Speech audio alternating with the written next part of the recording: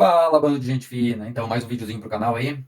Hoje, dia 8 de abril, agora são 5 horas da tarde. Beleza? Então, pessoal, o tema que eu quero abordar no vídeo de hoje é qual momento nós temos que retroceder? Qual momento nós temos que parar?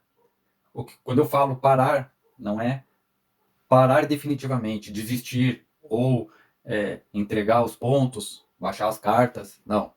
Quando eu falo parar, é parar para dar alguns passos atrás, para tirar a nossa visão de túnel, que muitas vezes a gente está com uma visão de túnel sobre algum tema, sobre alguma coisa, dar o passo para trás e ampliar a nossa visão para a gente poder enxergar um pouco além daquilo que nós não estamos conseguindo enxergar.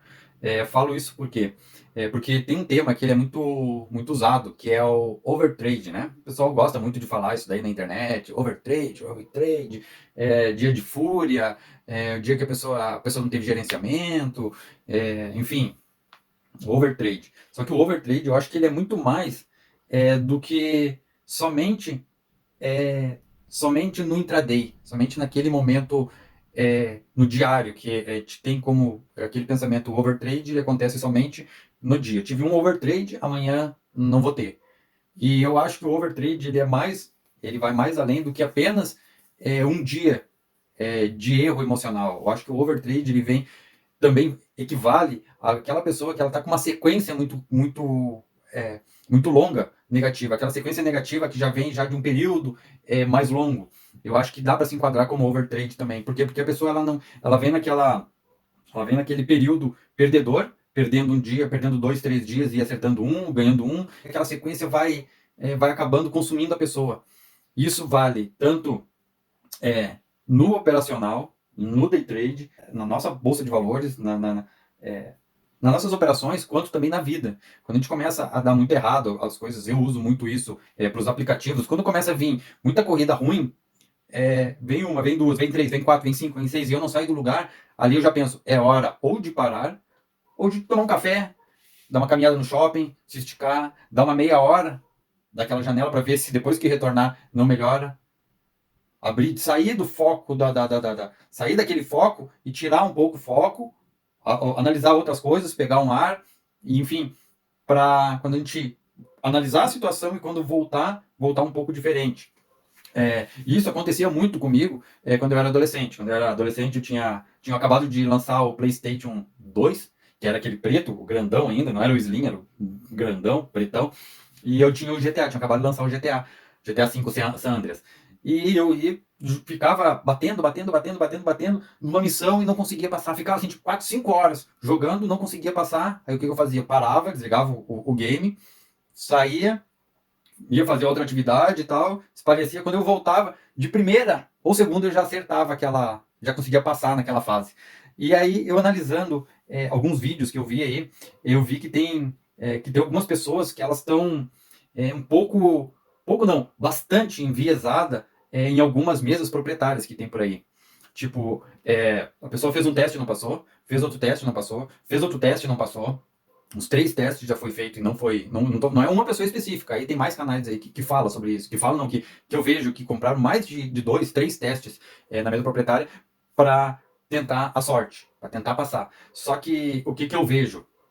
Eu acho que essas pessoas elas teriam que botar a mão na consciência, dar um passo para trás, se necessário, se afastar um tempo do mercado, que foi o que eu fiz. Eu estava vindo numa fase muito negativa, muito ruim. O que eu fiz? Eu fiquei uns 2 meses acompanhando o mercado, vindo porque eu tinha que fazer operações. Eu queria continuar acompanhando, mas não com aquela ênfase, não com aquele foco que eu tinha, que eu sentava 8 horas, 9, 7 horas da manhã na frente do computador, e aí já começava a fazer os estudos e só ia parar lá pelas 8, 9 horas da noite. Muitas vezes sem almoçar. Então, e depois que eu fiz isso, que eu me afastei, recuei, fiquei uns 2 meses observando o mercado de longe, uma vez, 2 vezes por semana no máximo, eu ficava aqui até umas 9h30, 10 horas, fui fazer aplicativo, fui fazer outras atividades, e quando eu retomei, eu resolvi entrar na mesa proprietária, eu vi que eu tive muito mais êxito. Por quê? Porque eu comecei a observar o mercado de um pouco mais distante, de uma outra perspectiva, né? Não largando minhas cartas, 100% das minhas cartas, em cima somente do mercado.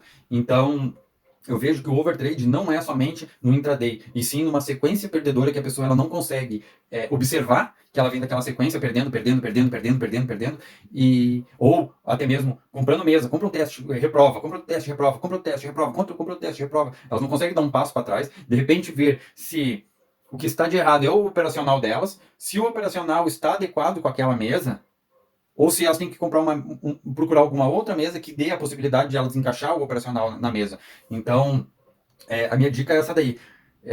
Se as coisas estiverem ruim, quando as coisas estiverem ruim, não só no trade, não só na bolsa de valores, mas na vida, recue, dê uma recuada e olhe um pouco mais amplo.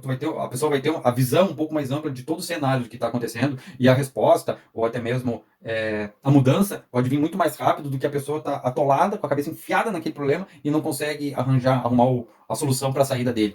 Então, o meu recado para vocês seria esse hoje, tá?